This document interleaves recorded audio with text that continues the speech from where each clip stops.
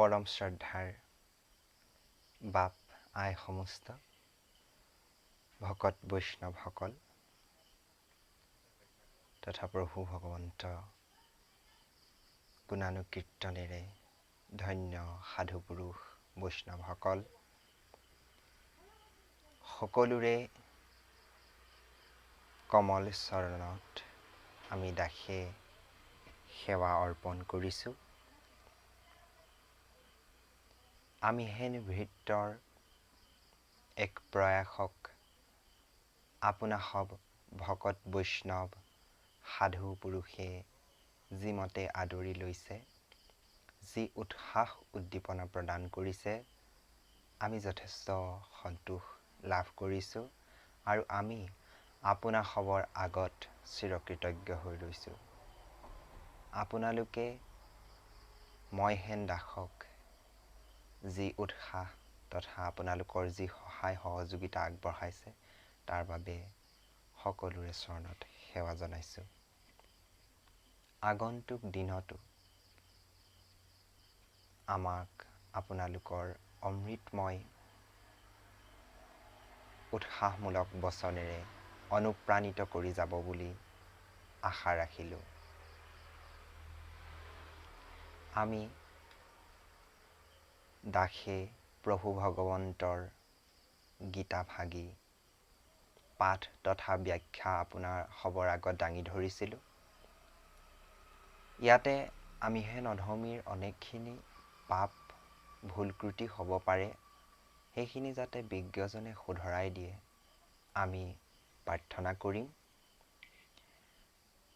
আজি আপোনা সবৰ মাজলৈ মই আহিবলগীয়া হ'ল এই কাৰণেই যে এজন বাপে প্ৰশ্ন কৰিলে, সেই প্ৰশ্নটো পুনৰ জন্মৰ ওপৰত ভিত্তি কৰি তেখেতে কৰিছে যে আমৰ গুটিৰ পৰা সদায় আমৰ গছৰ উৎপত্তি, কঁঠালৰ গছ নহয়। সেই প্ৰসংগটো আহিল ইয়াৰ পৰা যে শ্ৰীকৃষ্ণই অৰ্জুনক কৈছিলে যে কৰ্ম অনুসাৰে পৰজনমত জীৱই সেই কৰ্মৰ ফলস্বৰূপে দেহ লাভ কৰে। মানুহে যেনেধৰণৰ কৰ্ম কৰে সেই ধৰণৰ দেহ ধাৰণ কৰে, আচৰণৰ সৈতে দেহ ধাৰণ কৰে। তেখেতৰ মনত সেই বিষয়ে সংশয় আছে। গতিকে মই প্ৰথমতে আপোনা সবৰ আগত এক স্পষ্টীকৰণ দিব বিচাৰোঁ যে এই কথা মই কোৱা কথা নহয়, প্ৰভু শ্ৰীকৃষ্ণই কোৱা কথা। শাস্ত্ৰত যি আছে তাকহে মই কৈছোঁ। তথাপিতো বাপজনৰ যি সংশয় মনত, সেই মনৰ সংশয় দূৰ কৰিবৰ কাৰণে মই অকণমান চেষ্টা কৰিবলৈ লৈছোঁ। আপোনা সব প্ৰভু ভগৱন্তৰ যি ঐশ্বৰিক গুণ তথা প্ৰভু ভগৱন্তৰ গুণানুকীৰ্তনৰ সৈতে সকলো পৰিচিত। গতিকে আপোনা সবে এই বাক্যশাৰীও শুনিছে নিশ্চয় যে কুকুৰ শৃগাল গদ্দভৰো আত্মাৰাম। গতিকে কুকুৰ শৃগাল সমস্ত চৰাচৰ জগতৰ প্ৰাণী, জীৱ জগতৰ প্ৰাণীৰ আত্মাত প্ৰভু শ্ৰীকৃষ্ণ প্ৰভু গোবিন্দই বাস কৰে। গতিকে আমি এই কথাও অনুধাৱন কৰিব লাগিব যে আমাৰ যি এই দেহ অস্থায়ী, আমাৰ দেহ নশ্বৰ, শাশ্বত নহয়। আত্মাহে চিৰশাশ্বত, চিৰন্তন সত্য তথা চিৰঞ্জীৱ। গতিকে এই আত্মাৰ মূল উৎস ক'ত? পৰমাত্মাৰ পৰাই জীৱাত্মাৰ উৎপত্তি হয়। গতিকে এই যিমান পৃথিৱীত চৰাচৰ জগতত প্ৰাণী আছে, সমস্তৰে আত্মা পৰমাত্মাৰ অংশ। গতিকে আমি সেই কথাক সাৰ হিচাপে লৈ এই পুনৰ জনমৰ যি আপোনাৰ বাপজনৰ মনত সংশয় হৈছে, সেই সংশয় দূৰ কৰিব পৰা যায়। আপুনি কৈছে যে আমৰ গুটিৰ পৰা আম হয়, ঠিকেই, আমৰ গুটিৰ পৰা সদায় আম গছৰে উৎপত্তি হ'ব, কঁঠাল গছৰ নহয়। ঠিকেই কৈছে আপুনি। কিন্তু সেই আম গছজোপাৰ আপুনি স্থিতিটো চাব লাগিব। সেই আম গছজোপা সেইটো এটা জনমৰ কথাই আপুনি কৈছে যে এজোপা আম গছত যেতিয়ালৈকে জীয়াই থাকে, জীৱন্ত কালত তাৰ গুটিৰ পৰা সদায় আম গছেই হ'ব। কিন্তু মৃত্যুৰ পাছত সেই আমজোপা কলৈ গ'ল? সেই ক্ষেত্ৰত সেই কথাটোকে মানুহৰ ক্ষেত্ৰতো প্ৰযোজ্য হয় যে আমি আমাৰ মনুষ্যৰ পৰা মনুষ্যৰে উৎপত্তি হ'ব। আমাৰ মনুষ্যৰ পৰা কেতিয়াও পশু পক্ষী তৃণ উৎপত্তি হ'ব নোৱাৰে। সেয়া এটা জনমৰ, এটা ব্যৱধানৰ সময়ৰ কালৰ চক্ৰৰ কথা। কিন্তু মৃত্যুৰ পাছত সেয়া কি হয় সেই বিষয়ে জনাটো প্ৰয়োজনীয় এই সময়ত। গতিকে মই এটা উদাহৰণ আপোনাৰ আগত ব্যক্ত কৰিবলৈ বিচাৰিছোঁ যে আপুনি যদি এটা ভাড়াঘৰত আছে, সেই ভাড়াঘৰৰ কোঠাটোৰ বাবে আপুনি এমাহত দিব লাগে ১৬০০ টকা বা ১৫০০ টকা। আৰু কিছু মাহৰ পিছতে আপুনি অন্য এটা ভাড়াঘৰত কোঠা ভাড়া লৈ থাকিবলৈ ল'লে। সেই কোঠাটোত মাহে আপুনি ভাড়া দিব লাগে ২৫০০ টকা। গতিকে আপুনি এতিয়া সেই কথাটো অনুধাৱন কৰক যে মাহে ১৫০০-১৬০০ টকা দি আপুনি যিটো কোঠাত আছিলে, সেই কোঠাটোতকৈ মাহে ২০০০ বা ২৫০০ টকা দি থকা কোঠাটো উন্নত হয় নে নহয়? নিশ্চয়কৈ উন্নত। গতিকে মানুহ আপুনিয়ে, কিন্তু আপোনাৰ যি সামৰ্থ্য, আপোনাৰ যি দক্ষতা, সেই অনুসৰি আপোনাৰ কাৰ্য কৰ্মৰ অনুসৰি আপুনি বিভিন্ন সময়ত বিভিন্নটো সা সুবিধা থকা কোঠাত থাকিলে। ঠিক সেইধৰণে এই আপুনি মনুষ্য জন্মত যিখিনি পাপ পুণ্য অৰ্জন কৰিলে, সেই কৰ্মৰ ফলস্বৰূপে আপুনি পুনৰ যেতিয়া এই মৃত্যুলোকলৈ আহিব, আপুনি সেই অনুসাৰেহে জন্ম পাব। মানে আপোনাৰ আত্মাই যি আৰ্জি ল'লে সেইমতেহে ভুঞ্জিবলৈ পাব। এতিয়া সেই পাপ পুণ্যৰ কথাও অকণমান কৈ দিছোঁ যে মানুহে যেতিয়া যিকোনো এটা কৰ্ম কৰে, সেই কৰ্মটোৰ লগত জড়িত হৈ থাকে পাপ আৰু পুণ্য। কৰ্মটো হয়তো পুণ্য কৰ্ম হ'ব পাৰে, অন্যথা পাপ কৰ্মও হ'ব পাৰে।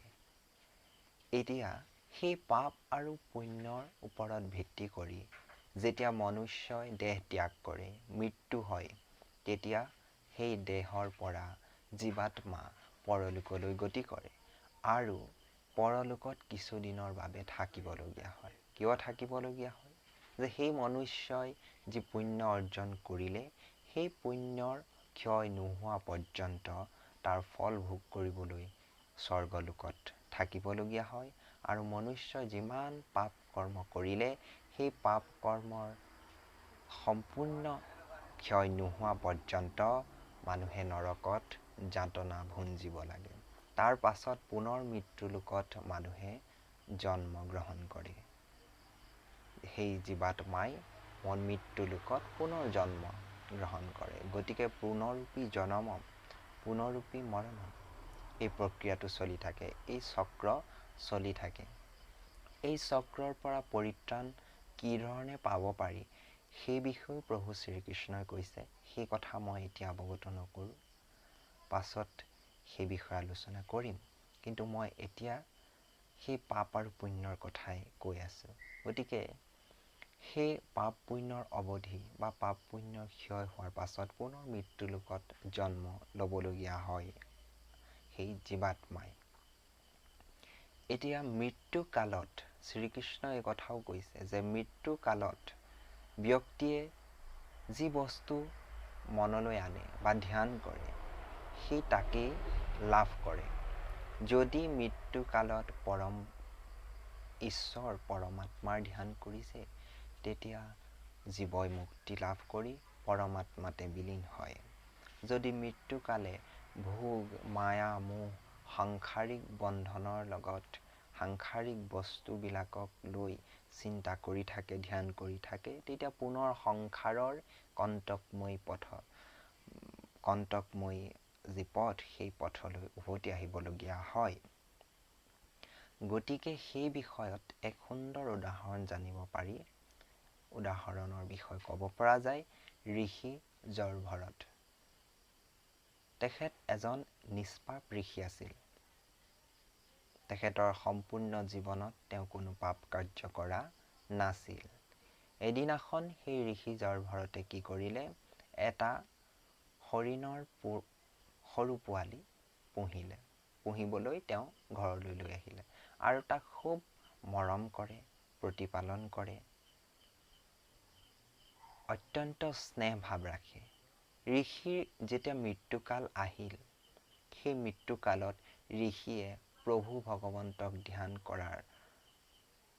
কৰাত মনোনিৱেশ নকৰি সেই ঋষিৰ মনত বাৰে বাৰে সেই হৰিণাৰ ছবি আহিবলৈ ধৰিলে আৰু সেইবাবে মৃত্যুৰ পাছত পৰজনমত ঋষি জড়ভৰতে হৰিণ ৰূপত জন্মগ্ৰহণ কৰিবলগীয়া হয়। গতিকে বাপজনে নিশ্চয় বুজি পাইছে, এয়া আমি কোনো মনে গঢ়া কথা নহয়, শাস্ত্ৰত থকা কথা, শ্ৰীকৃষ্ণই নিজ মুখেৰে কোৱা কথা। এই অমৃতময় বাণী সেইধৰণে মানি চলিব লাগিব। গতিকে আমি বাপজনলৈ অশেষ ধন্যবাদ জ্ঞাপন কৰিছোঁ, তেওঁ যে সংশয় ব্যক্ত কৰিছে। সমূহ আইবাপ সমস্তক পুনৰবাৰ মই সেৱা ধৰিছোঁ। আপোনাসৱে এই অধমীৰ কিবা যদি ভুল দেখে শুধৰাই দিব আৰু আপোনালোকৰ মনৰ সংশয়বিলাক ব্যক্ত কৰিব। আমি এই ধৰণে চেষ্টা কৰি যাম যাতে আপোনালোকৰ মনৰ সংশয়বিলাক দূৰ কৰিব পাৰোঁ। বৰ্তমানে কৰোনা ভাইৰাছৰ যি ভয়াৱহ পৰিস্থিতি, এই পৰিস্থিতিৰ সময়ত মানুহ যথেষ্ট আশংকা তথা আতংকিত হৈছে। আপোনাসৱ আতংকিত নহ'ব, ইয়াৰ বিৰুদ্ধে যুঁজ দিয়ক। আপোনালোকে এই ক'ভিডৰ নীতি নিয়মসমূহ মানি চলক। এই সময়ত আপোনাসৱ ভকত বৈষ্ণৱে প্ৰভু শ্ৰীকৃষ্ণৰ গুণানুকীৰ্তন কৰি সময় অতিবাহিত কৰক, মন শুদ্ধ কৰক, পবিত্ৰ কৰক। সেয়ে প্ৰাৰ্থনা কৰিছোঁ।